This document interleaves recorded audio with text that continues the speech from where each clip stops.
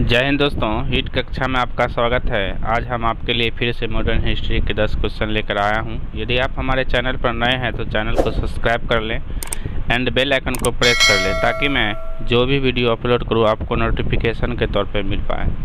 चलिए आज का पहला क्वेश्चन शुरू करते हैं। भारतीय परिषद अधिनियम 1909 ईस्वी का सर्वग्राहक नाम क्या था?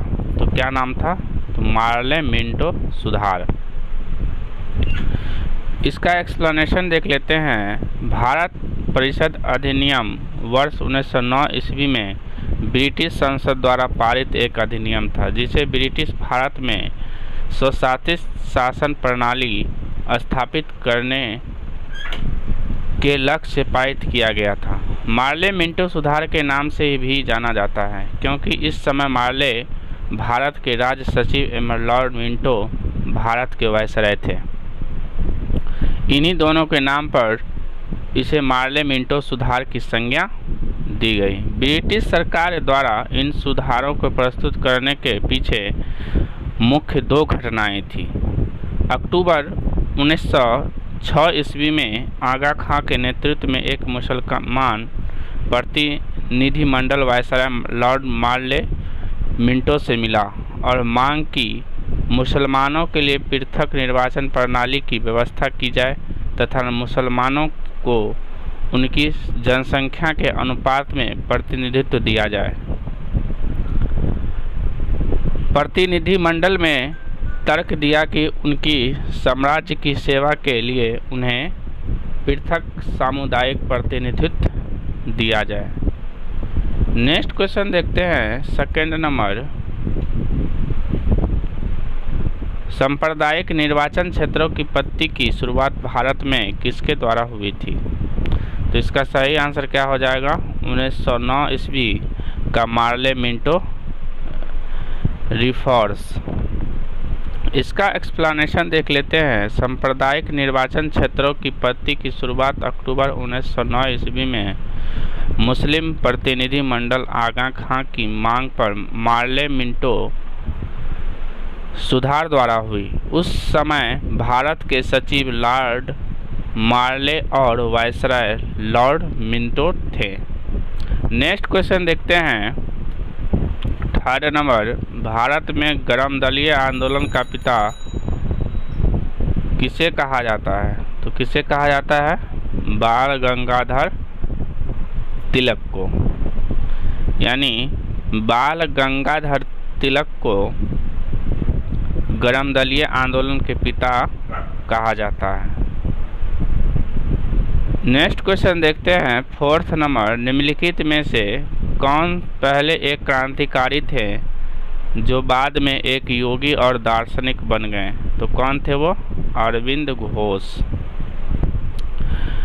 इसका एक्सप्लेनेशन देख लेते हैं। अरविंद घोष या श्री अरविंद एक योगी एवं दार्शनिक थे। वे 15 अगस्त 1872 ईस्वी को कलकत्ता में जन्मे थे। इनके पिता एक डॉक्टर थे। इन्होंने युवा अवस्था में स्वतंत्रता संग्राम में क्रांतिकारी के रूप में भाग लिया, किंतु बाद में यह एक योगी बन गए और इन्होंने पांडुचेरी में एक आश्रम स्थापित किया। वेद उपनिषद ग्रंथों आदि पर टीका लिखी।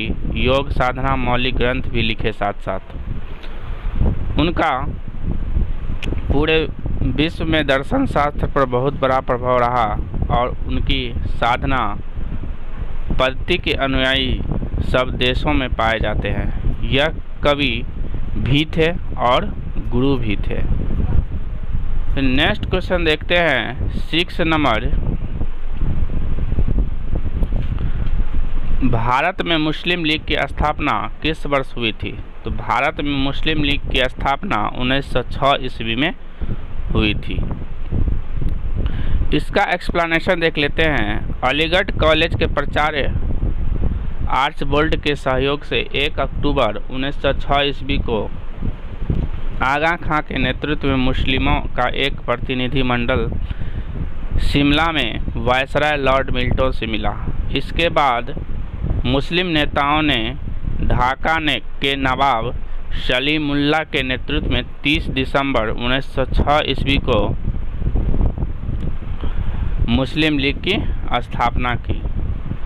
सलीमुल्लाह खां मुस्लिम लीग के संस्थापक व अध्यक्ष थे, जबकि प्रथम अधिवेशन की अध्यक्षता मुश्ताक हुसैन ने की। उस समय उसके उद्देश्यों में द्विराष्ट्र सिद्धांत, भारत का सांप्रदायिक विभाजन तथा पाकिस्तान की मांग आदि बातें भी क्या हुई, शामिल नहीं थी। नेक्स्ट क्वेश्चन देखते हैं। सेवंथ नंबर क्वेश्चन है, मुस्लिम लीग की स्थापना 1906 ईस्वी में हुई थी। उस समय उसके उद्देश्यों में कौन सी बात शामिल नहीं थी? तो कौन सी बात शामिल नहीं थी? तो उपयुक्त सभी, यानी द्विराष्ट्र सिद्धांत, भारत का सांप्रदायिक विभाजन और पाकिस्तान की मांग।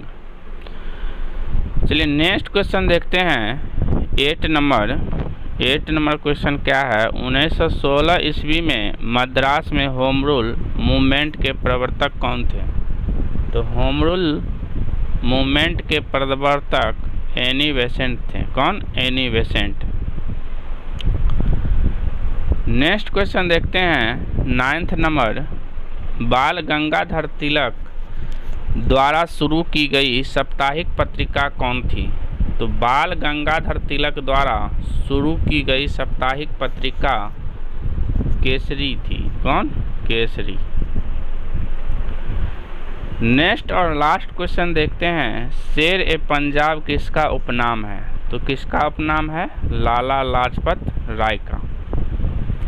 इसका एक्सप्लेनेशन देख लेते हैं। लाला लाजपत राय शेर ए पंजाब के नाम से भी जाने जाते हैं। कौन नाम से जाने जाते हैं? लाला लाजपत राय शेर ए पंजाब के नाम से।